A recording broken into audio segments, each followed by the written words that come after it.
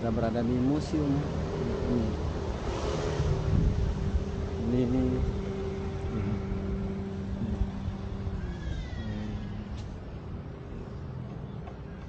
kita berada di Sasmitaloka.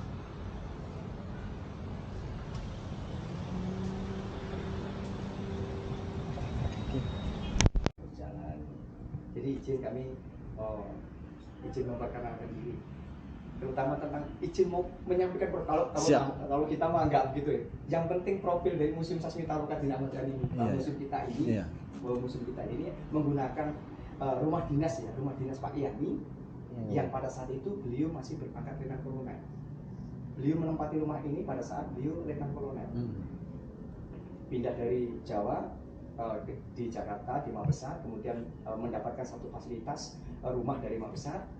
Jobnya sudah mungkin sudah kolonel, tapi pangkatnya memang beliau masih letkol. Tapi kan nggak lama kemudian beliau turun pangkat.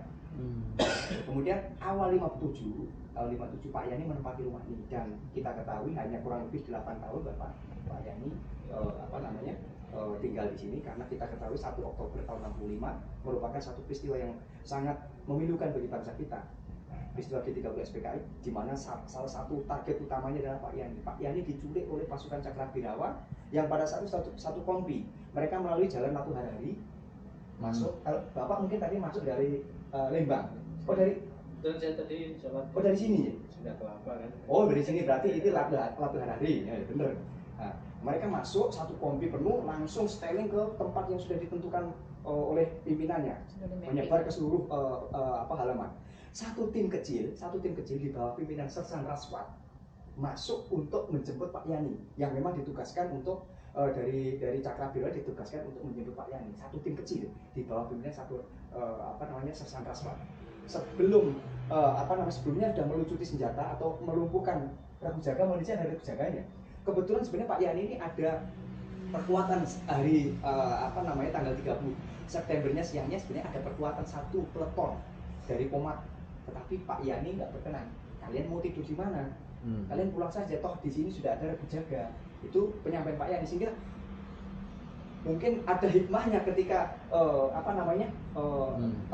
peleton dari yang Pomat itu di sini, mungkin akan terjadi pertempuran yang lebih besar lagi. Ada hikmahnya. Nah, mereka melumpuhkan pasukan, kemudian mereka masuk melalui pintu ini. Kebetulan pintu ini sudah terbuka loh Pak, karena asisten rumah tangga Pak Yani, Ibu Mila, itu sudah bangun. Nah, Ibu Mila ditanya tentang keberadaan Pak Yani. Kebetulan putrinya Pak Yani, anaknya Pak Yani ya, anaknya Pak Yani itu duduk di sini. Subuh itu ya? Subuh. Kenapa? Karena dari jam 3 pagi beliau sudah bangun mencari ibu. Kan malam harinya ketika mau tidur kan ditemani ibu.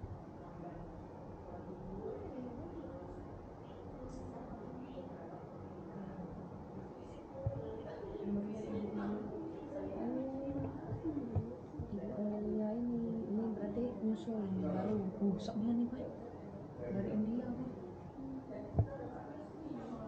Asli, nah itu kan di Amerika.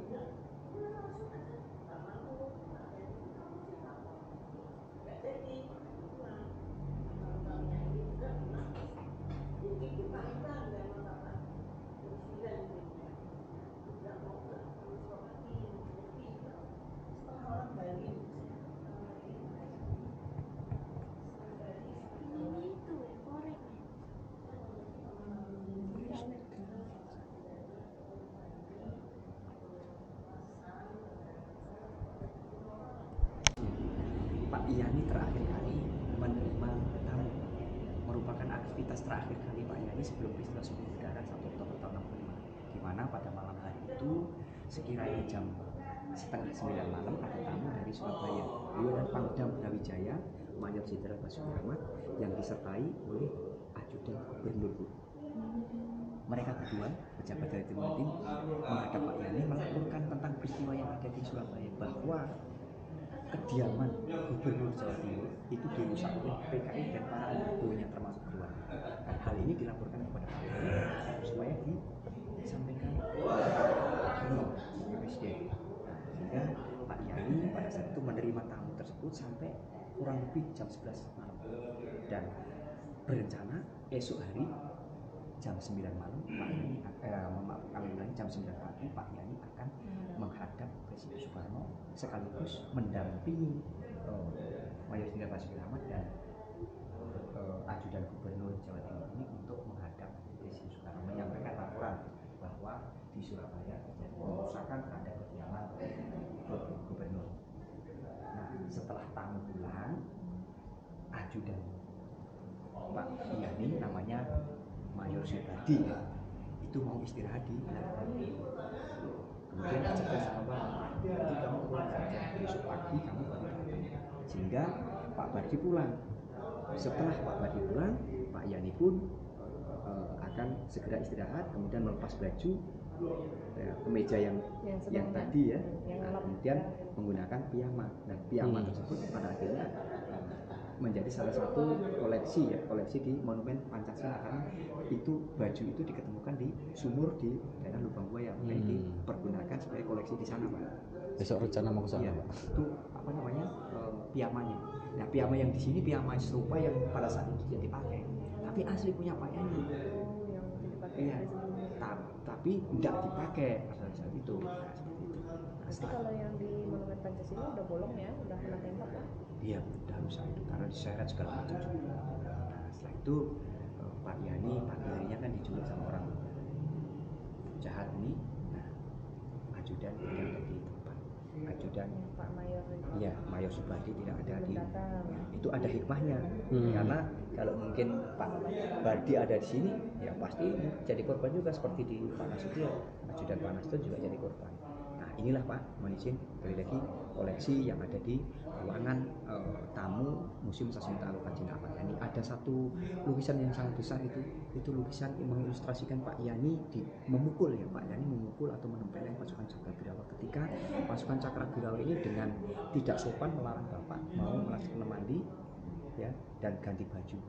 Nah, sehingga Bapak tersinggung dan akhirnya marah kemudian memukul. Setelah itu Bapak masuk ke dalam ruangan dan dengan serta-merta pasukan Cakrawirawa menembak Bapak dari belakang, sehingga Bapak jatuh berlumuran darah.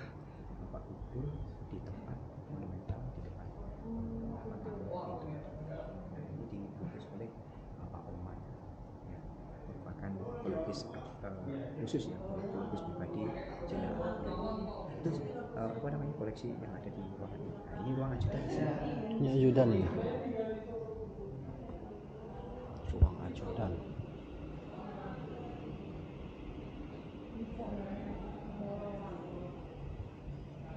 Ruang ajudan sekarang dipergunakan untuk mendisplay ya koleksi-koleksi foto-foto Bapak ketika lawatan ke luar negeri, kemudian buku-buku literasinya Bapak, termasuk itu adalah foto ketika Bapak masih menggunakan uniform tentara peta.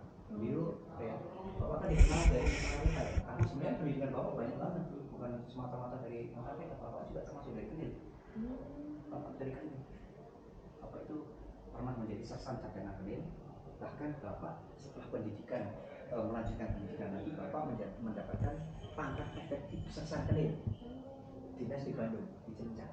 Tapi nggak lama karena ketika itu Belanda terburu ya, Belanda keburu menyerah ya, rekapitulasi terhadap Jepang 8 Maret tahun 42. Itu penjelasannya di bawah tentara itu Belanda. Dan itu semua tentara kita dulu ya, dari Pak Nasution, Pak apa namanya,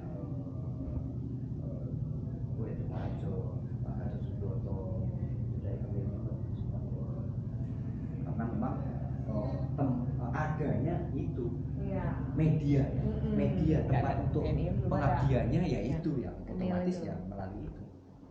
Tetapi Kenil yang jiwa nasionalis, Patriot. mereka tujuannya menggunakan itu dulu. Ini asli nih, Pak. Ini Pak, asli, semuanya asli. Ya ini kalau Hidup harimaunya asli, Heeh. harimaunya asli, tapi kalau tempatnya ini Ini. merupakan fasilitas biar nggak dipegang. Fikri. Iya, biar Kalau nggak dulu dipegang. kebuka berarti Pak. Ya, Berarti dulu kebuka ini. iya. Nggak ada Tapi turis kan ada nanti di retelin. iya betul, tangan-tangan saya. Apalagi kan Dicabut dulu ya. ada paling update kemarin, paling informasi paling terbaru ada pencurian koleksian harimau.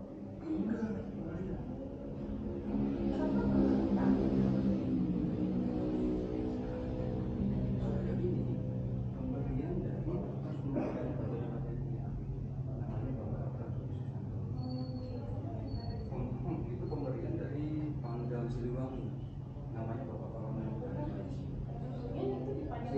Kalau dulu yang di Tapi kalau sekarang ibu sama bapak saya dan ibu Udah ada undang-undangnya. ada undang-undang nggak boleh karena ini terancam punah. Iya, kalau Kalau dulu masih dulu banyak. dianjurkan karena ini hama, Mengancam manusia. mengancam manusia, Nanti kalau mengancam habitat yang lain juga. ketemu manusia nanti makan manusia. Kalau sekarang berburu ini